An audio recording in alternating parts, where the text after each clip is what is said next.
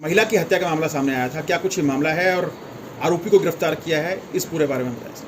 हाँ, पिछले शुक्रवार को आज से एक हफ्ते पहले पुलिस को सूचना मिली थी कि पचगांव चौक के पास दो खंडरनुमा कमरे बने हैं और वहाँ पे एक शव अर्धजली अवस्था में मिला है। तो वहाँ पुलिस ने जब जाकर देखा तो अर्धजला शव कम उसके जैसे ना सर था ना पैर थे और ना ही हाथ थे, वो एक तरीके से महिला का धड़ था। उसके बाद पुलिस ने वहाँ बड़ी बारीकी से जो घटनास्थल थी उस पर जो एविडेंसेस थे उनको चेक किया और इसी दौरान एक वहाँ पे पॉली बैग मिला जो कि देखने में ही पता चलता था कि इसी में ये धड़ लाया गया। ये जो पॉली बैग मिला जब उसका मैन्युफैक्चरिंग देखा तो वो विशाखापट्टनम की एक फैक्ट्री से बना हुआ था।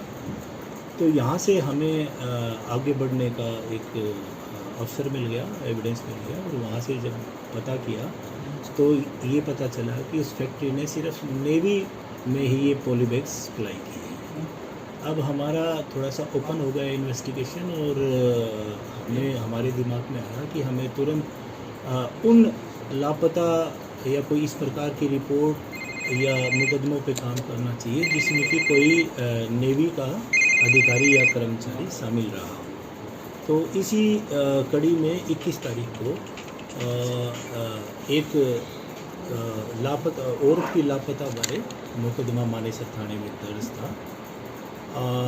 इसी को आगे बढ़ाते हुए इन एविडेंसेस को जब उस महिला जो कि लापता थी उसके मूवमेंट्स को चेक किया गया और उससे संबंधित उसके पति के मूवमेंट्स को जब चेक किया गया तब खुलासा हुआ कि वो महिला उस दिन घर से बाहर गई ही नहीं थी, जबकि उसका पति घर से बाहर जाता है। उसके मोटरसाइकिल पे एक ट्रॉली बैग रहता है और उसके एक पिट्ठू बैग रहता है जो कि विजिबली देखने में ही भरा हुआ लगता है, सामान से भरा हुआ लगता है। और जब वो लौट के आता है काफ़ी समय बाद तब ये खुलासा होता है कि वो खाली था। इन्हीं तथ्यों के और एविडेंसेस के मद्देनज़र हमने जो महिला के पति आरोपी जितेंद्र को बस स्टैंड मानेसर से गिरफ्तार किया और उसी की निशानदेही पे फिर जो धड़ था उसका जो सर है वो हमने केएमपी के पास जो गंदा तालाब है वहाँ से बरामद किया है और उसका जो लड़की के उसकी पत्नी के कपड़े जिसकी पहचान सोनिया शर्मा के रूप में हुई वो भी मानेसर की पहाड़ियों से हमें मिले। हत्या की प्रमुख वजह क्या रही, क्यों हत्या की सर इसने और कब हत्या की थी? ये जो जितेंद्र है ये नेवी में एक्स सर्विसमैन रहा है।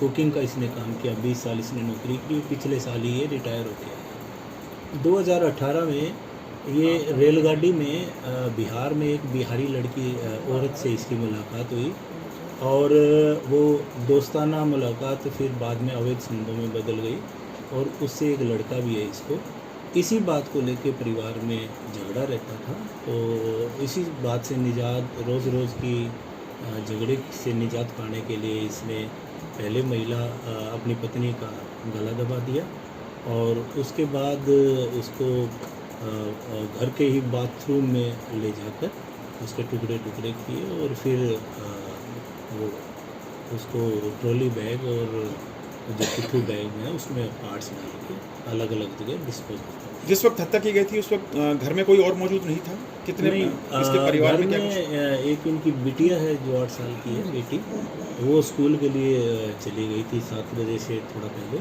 और 7 बजे के बाद उसके जाने के बाद उसने इस जघन्य अपराध को अंजाम दिया। क्या बच्चे के वापस आने से पहले ही लाश को ठिकाने लगा चुका था?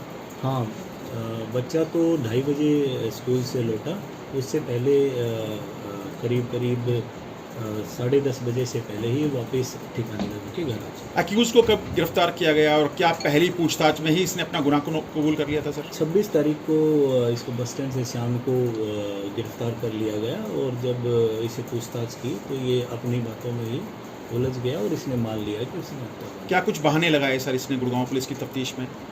बहाने तो सारे ही लगाते हैं कि नहीं मैंने तो ऐसा नहीं किया है और मेरी तो पत्नी गुम लापता है और उस संदर्भ में मैंने केस भी दर्ज कराया है पर जो एविडेंसेस थे वो अलग बात कर रहे थे। जितने भी कैमरेज और सीसीटीवी जो चेक किया गया उससे स्पष्ट हो चुका था कि अक्यूज्ड अभियुक्त है जो टॉयलेट से ब्लड के क्लॉट्स मिटाए गए थे क्या?